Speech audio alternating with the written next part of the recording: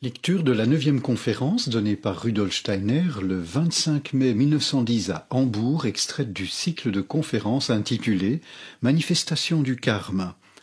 Bibliographie GA 120, publiée d'après un sténogramme non revu par le conférencier, lecture de la 5e édition en langue française datée de 1980.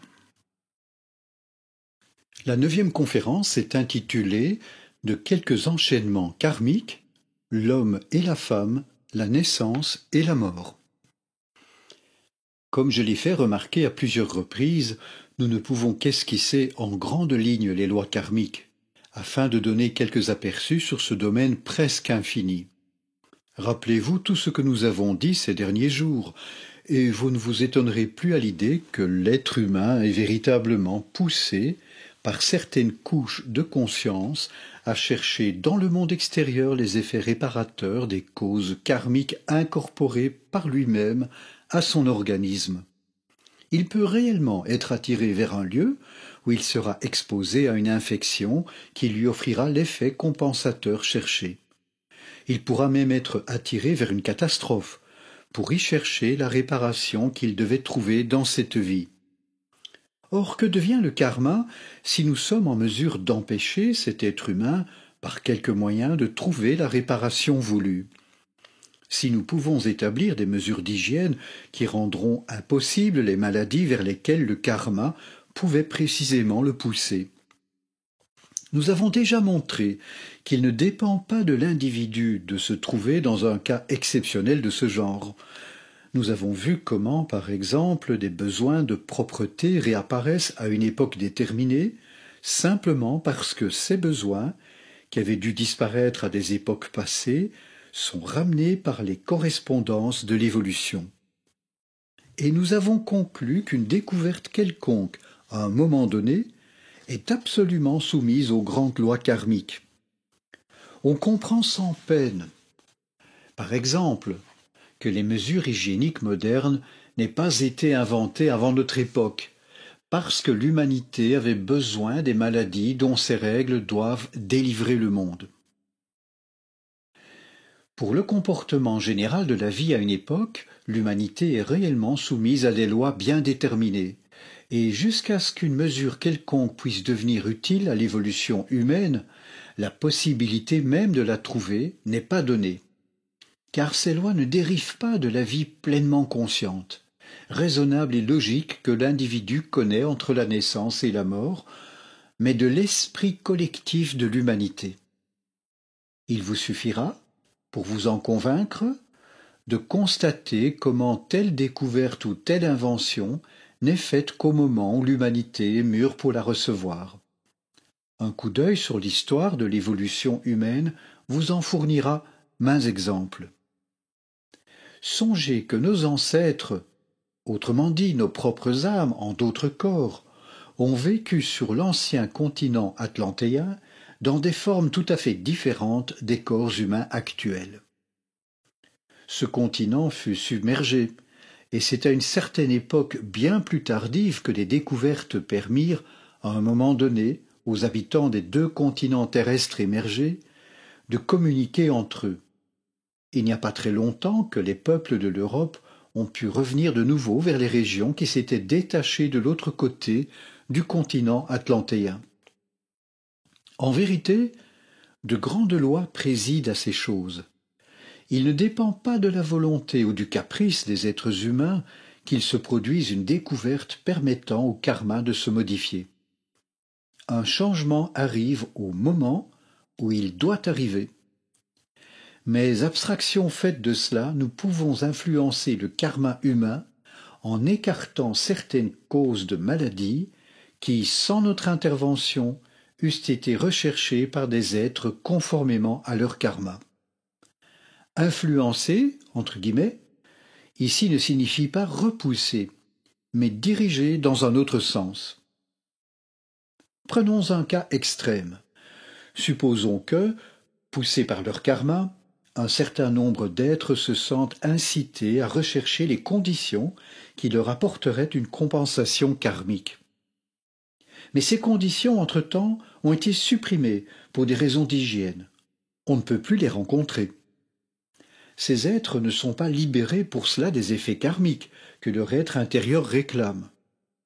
Ils vont être obligés d'en chercher d'autres. L'être humain n'échappe pas à son karma.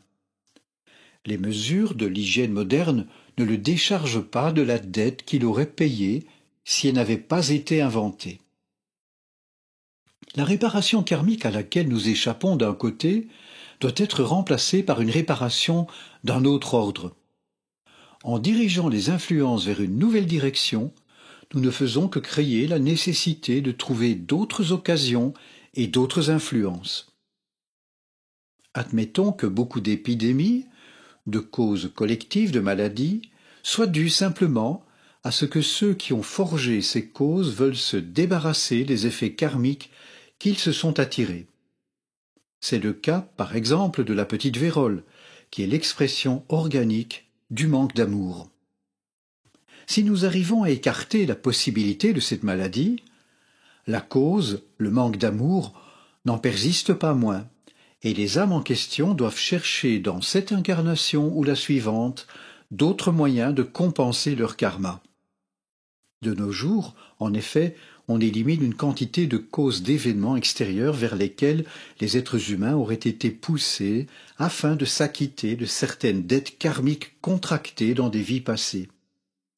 En écartant ces influences, on ne fait que retirer à l'être humain la possibilité d'en subir l'effet extérieur.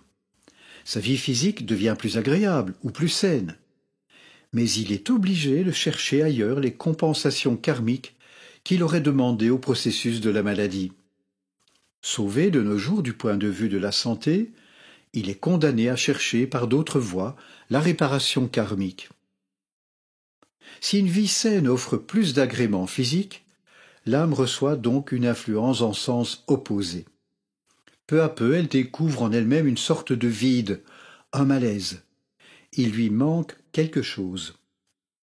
Si cet état de choses continuait, si la vie extérieure devenait de plus en plus agréable, de plus en plus conforme à l'idéal d'une vie purement matérialiste, les âmes seraient de moins en moins poussées à progresser intérieurement. En un certain sens, elles se dessécheraient. Si l'on observe attentivement la vie, on peut déjà constater cela aujourd'hui. Il n'y a guère d'époque où il n'y ait eu autant de personnes jouissant de conditions d'existence aussi agréables que de nos jours, et ayant cependant des âmes aussi vides, aussi inactives. C'est pourquoi ces personnes courent de sensation en sensation. Elles en épuisent d'abord une, puis, si leur fortune le leur permet, elles voyagent de ville en ville, à la recherche d'autre chose, ou si elles sont obligées de rester dans le même endroit, elles recourent tous les soirs à des distractions. L'âme n'en reste pas moins déserte, et voici ce qui arrive dans cette incarnation ou dans la suivante. L'âme ressent son vide intérieur. Elle ne sait plus elle-même ce qu'elle doit chercher dans ce monde pour le combler. Quand on vit dans un confort agréable, mais purement physique, extérieur, on en arrive à ne plus réfléchir qu'à des choses physiques. Et si cette disposition à ne s'occuper que du physique n'existait pas déjà depuis longtemps, la tendance aux théories matérialistes ne serait pas non plus devenue aussi forte qu'elle l'est de nos jours. C'est ainsi que la souffrance grandit dans les âmes, tandis que la vie extérieure devient plus facile. Moins que quiconque, un anthroposophe doit se plaindre de cet état de choses, car l'anthroposophie nous enseigne à tout comprendre et nous fait ainsi reconnaître en quoi se fait la compensation. Les âmes ne peuvent d'ailleurs rester vides que jusqu'à un certain degré, après quoi elles rebondissent de l'autre côté, comme mues par leur propre élasticité. Elles cherchent un contenu qui soit en harmonie avec les profondeurs qu'elles portent en elles. Elles reconnaissent alors combien elles ont besoin d'être menées vers une conception spirituelle de l'univers. Le matérialisme facilite l'existence, mais crée des difficultés dans la vie intérieure, et mène finalement les êtres, du fond de leur angoisse, à rechercher des vérités spirituelles. Celles-ci, telles qu'elles se présentent aujourd'hui dans l'anthroposophie, s'adressent aux âmes qui sentent ce vide en elles et ne peuvent être satisfaites par les impressions que la vie extérieure, si agréable soit-elle, peut leur donner. Elles continueront à courir après de nouvelles impressions sensibles jusqu'à ce que l'élan opposé se développe et devienne si fort qu'il les pousse à se nourrir de vie spirituelle. C'est ainsi qu'il existe un rapport entre l'hygiène et l'éclosion à venir de la science de l'esprit. Vous pouvez déjà le constater de nos jours en une certaine mesure. Sans doute il existe des âmes qui joignent à toutes les distractions extérieures qui les attirent encore une autre, celle de l'anthroposophie. Elles y vont comme vers une nouveauté, une sensation. Dans tous les courants de l'évolution humaine, il est inévitable que les choses qui ont une signification intérieure profonde puissent également devenir une mode, exciter le goût du sensationnel. Mais les âmes véritablement mûres pour l'anthroposophie sont celles que les engouements ne peuvent pas satisfaire et qui reconnaissent que la science extérieure est incapable, malgré toutes ces explications, d'éclairer certains faits. Voilà les âmes que tout leur karma a préparées pour unir la science de l'esprit aux profondeurs les plus secrètes de leur vie intérieure. La science de l'esprit fait aussi partie du karma général de l'humanité. Ainsi, nous pouvons donner une orientation à ce karma. Mais dans la mesure où il est l'effet de causes et d'actions passées, nous ne pouvons pas en supprimer les contre-coups sur l'être. D'une façon ou d'une autre, tout ce qu'un être humain a préparé pour lui-même dans d'autres vies retombe toujours sur lui. Nous comprendrons mieux la logique avec laquelle le karma travaille dans le monde en considérant son action dans certains domaines où il n'a pas encore un arrière-fond moral, où il se manifeste dans l'univers sans toucher aux impulsions qui conduisent à des actes moraux ou immoraux. Nous allons exposer cette action karmique neutre de façon à éclairer des questions plus spéciales que nous aurons à traiter demain. Ici, la question morale ne joue aucun rôle. Des faits neutres apparaissent dans leur enchaînement karmique. Supposons une incarnation féminine. Il est indéniable que la femme, du fait même de son sexe, passe nécessairement par d'autres expériences que l'homme. Et celles-ci ne dépendent pas seulement de phénomènes intérieurs, mais en grande partie d'événements extérieurs, de situations dans lesquelles la femme se trouve placée simplement parce qu'elle est femme. Les conditions dans lesquelles elle vit réagissent à leur tour sur son état d'âme tout entier. La femme est donc poussée à exécuter certains actes qui sont entièrement liés à sa condition féminine. L'équilibre entre l'homme et la femme n'existe que dans les sphères de la coopération spirituelle. Mais plus nous pénétrons dans les soubassements de l'âme et dans les aspects extérieurs physiques, plus la différence s'accentue entre l'homme et la femme. Par certaines caractéristiques de son âme, la femme diffère de l'homme. Elle est plus portée à une activité intérieure qui déclenche des impulsions émotionnelles, et elle a plus facilement que l'homme des expériences psychiques. En revanche, l'intellectualisme et le matérialisme, qui ont une grande influence sur la vie de l'âme, sont plus familiers à l'homme. Vie psychique et émotionnelle chez la femme, disposition matérialiste et intellectuelle chez l'homme, tels sont les caractères des deux natures. De là vient aussi que la femme doit à son sexe certaines nuances intimes de sa vie intérieure. Nous avons vu que les propriétés de la vie de l'âme élaborées entre la mort et notre nouvelle naissance prédisposent l'organisation corporelle. Mais dès la vie terrestre, ce qui pénètre par l'émotion dans l'âme tend aussi à impressionner beaucoup plus intensément l'organisme. La femme, en particulier, du fait qu'elle reçoit les impressions plus psychiquement, recueille aussi dans des couches plus profondes de son âme les expériences de la vie. L'homme peut faire des expériences plus riches au point de vue scientifique, mais de par sa nature, elles ne descendent pas aussi profondément dans son âme que c'est le cas chez la femme. Pour celle-ci, le monde environnant s'imprime tout entier dans son âme.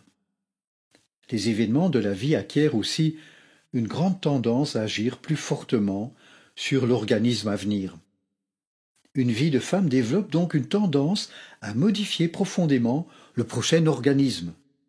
D'après les expériences d'une incarnation passée, se forme l'organisme de l'incarnation suivante.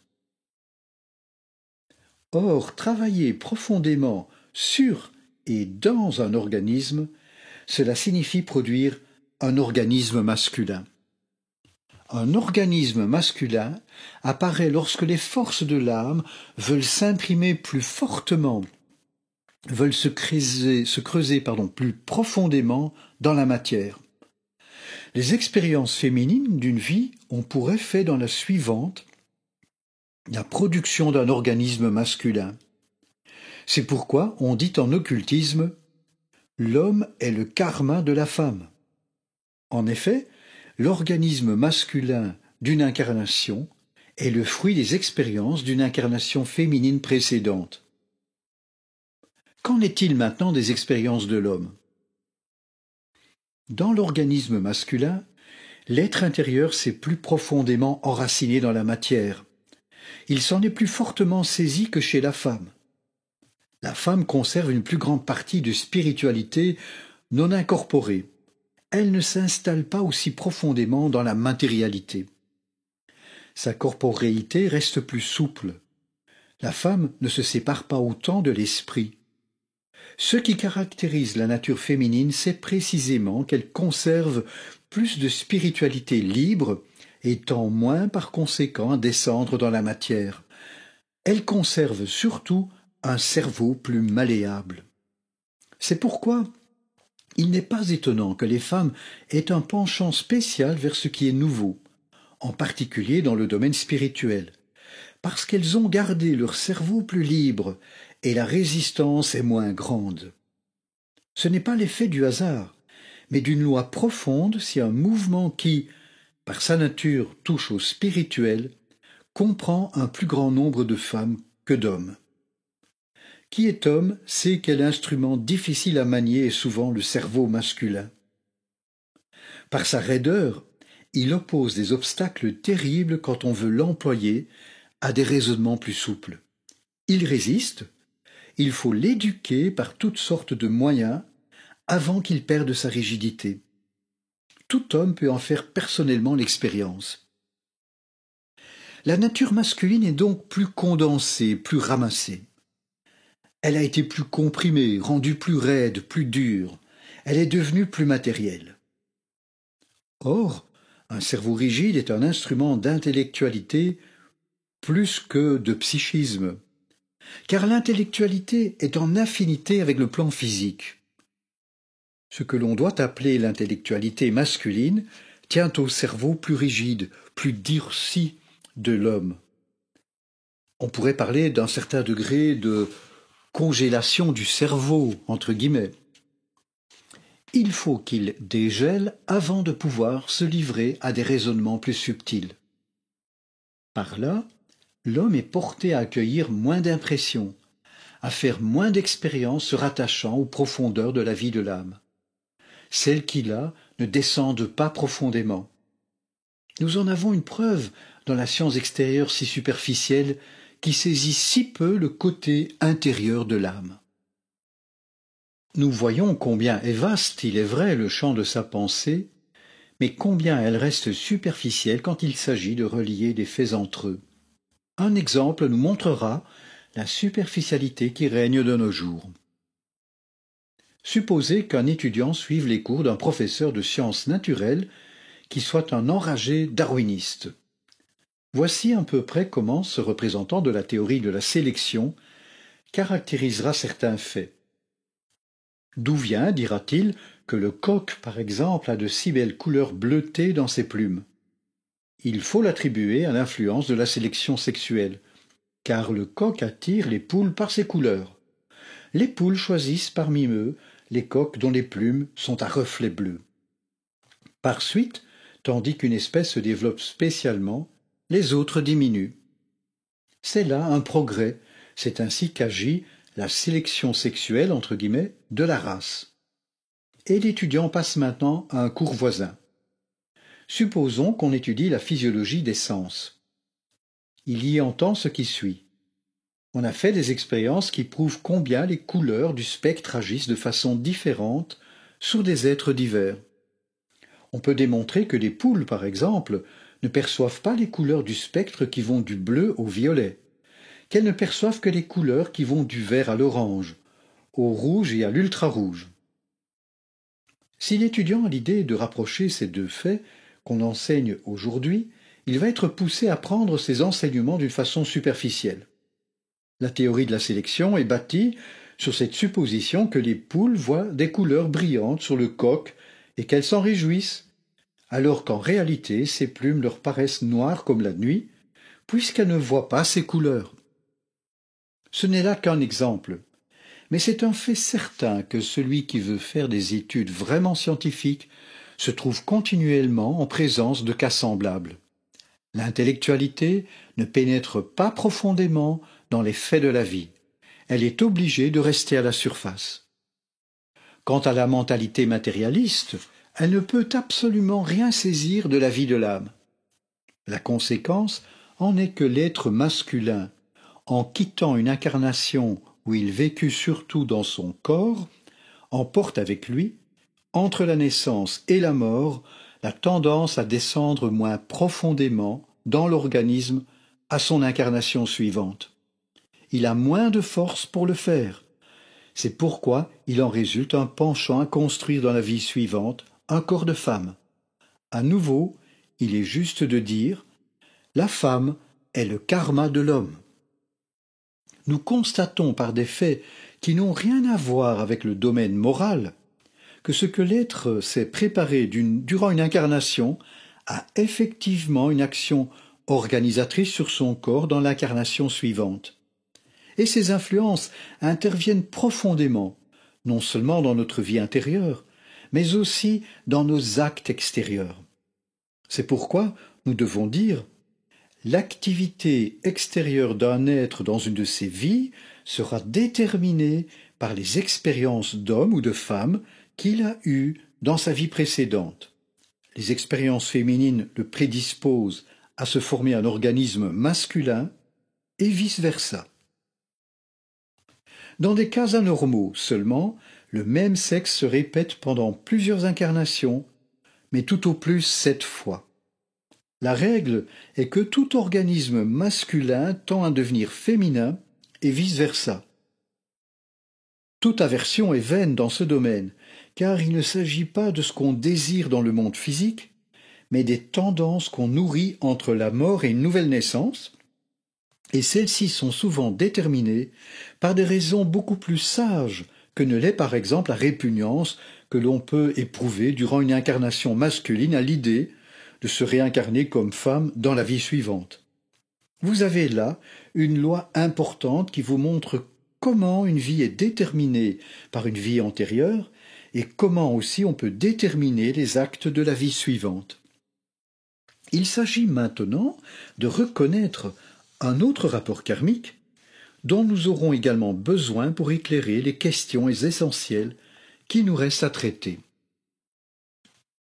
Revenons à un temps très reculé de l'évolution, celui où les incarnations humaines commencèrent sur Terre. Ce moment se place à l'époque lémurienne. C'est alors que l'influence luciférienne s'est, pour la première fois, puissamment exercée sur l'être humain et a ensuite provoqué l'influence ahrimanienne. Essayons de nous représenter intérieurement comment l'influence luciférienne a agi sur les conditions de la vie humaine.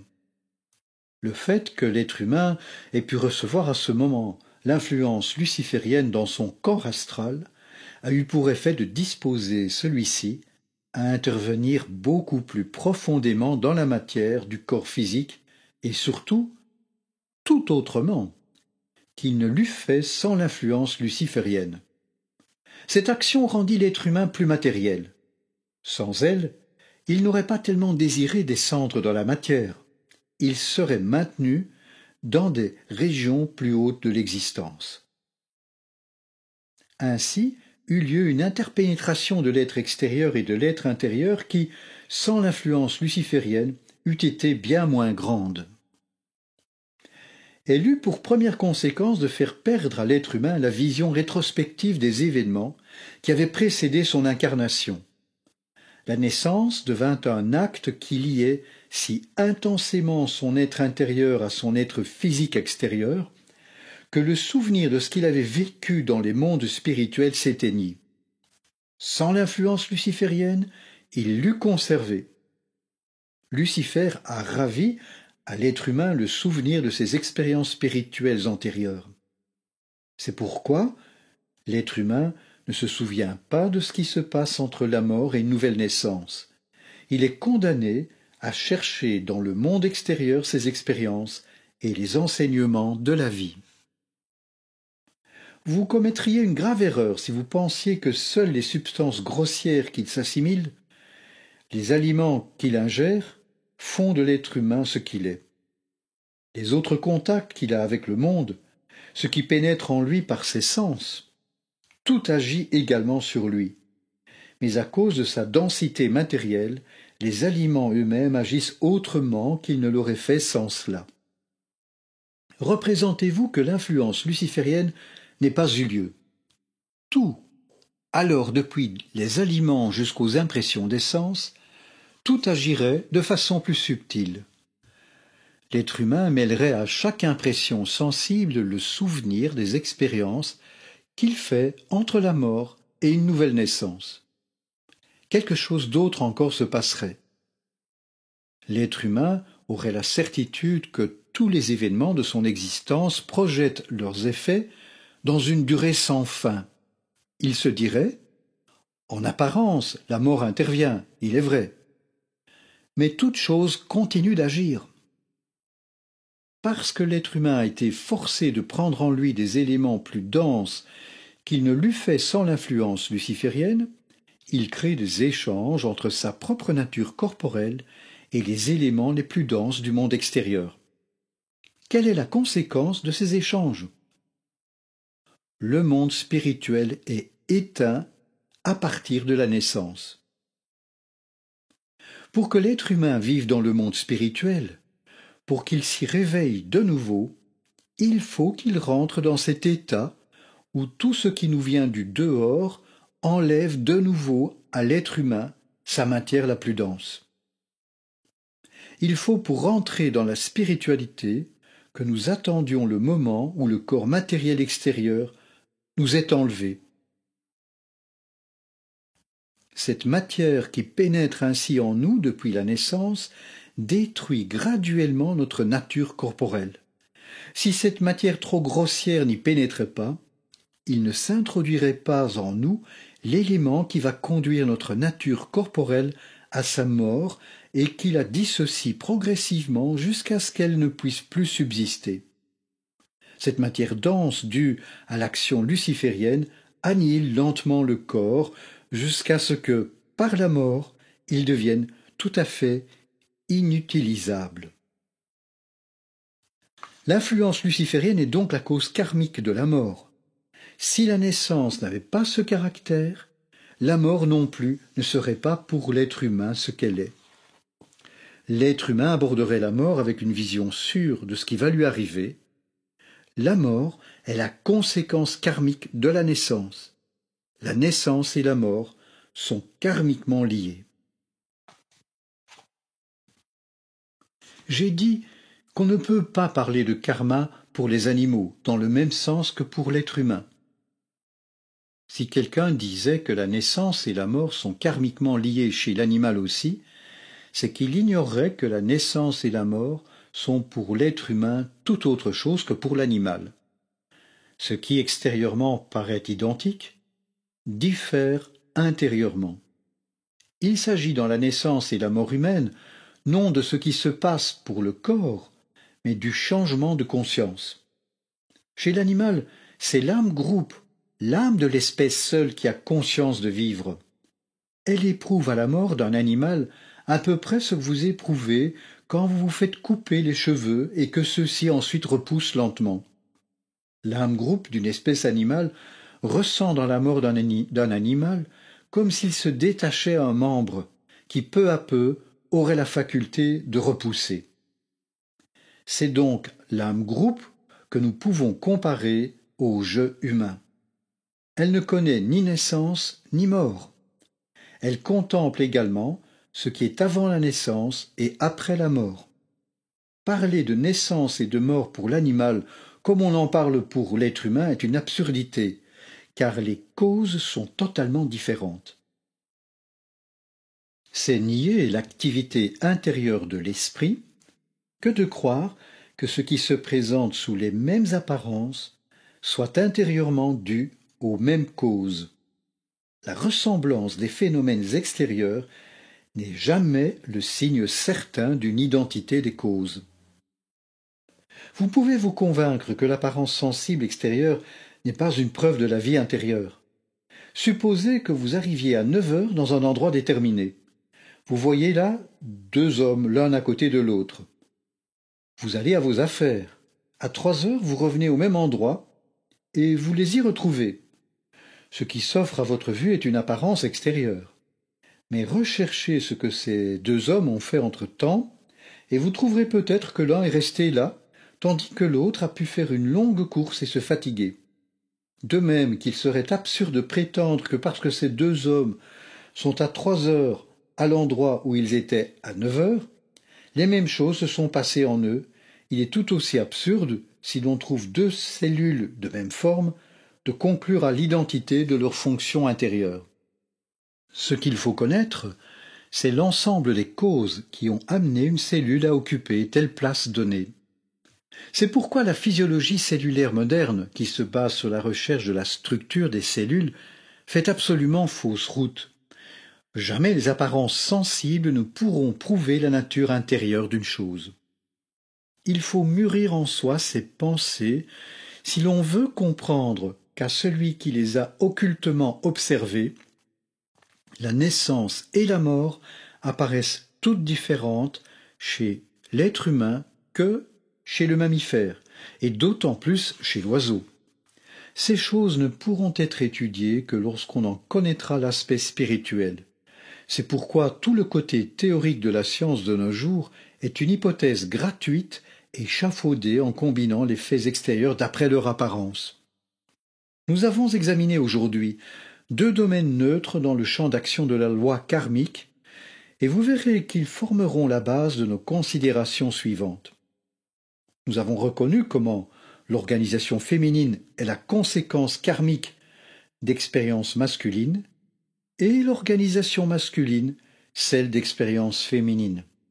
Enfin, nous avons reconnu que la mort est un effet karmique de la naissance au sein de la vie humaine. Ceci peut nous faire pénétrer plus profondément dans le karma de la vie de l'être humain.